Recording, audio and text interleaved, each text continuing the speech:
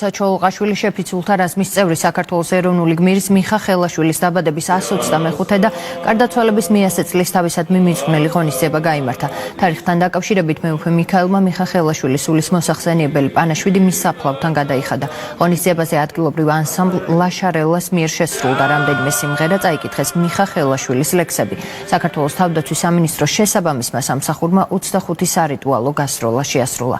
ღონისძიება შეკრებილ საზოგადოებასთან ერთად მცხეთა-მთიანეთის სახელმწიფო რწმუნებული და ხელისუფლების სხვა წარმომადგენლები ესწრებოდნენ.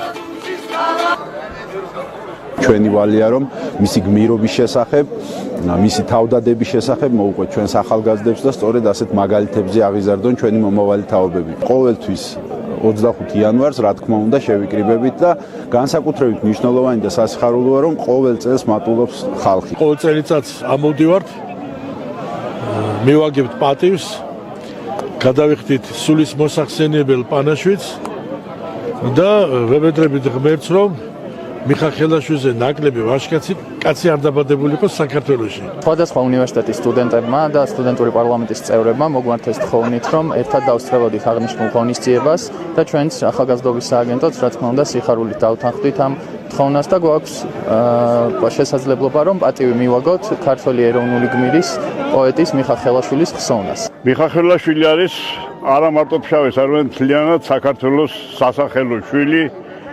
უნდა ითქვას ეროვნული გმირი, თავისი ახალგაზრდა სიცოცხლე შესწირა თავისუფლებას, ერის დამოუკიდებლობას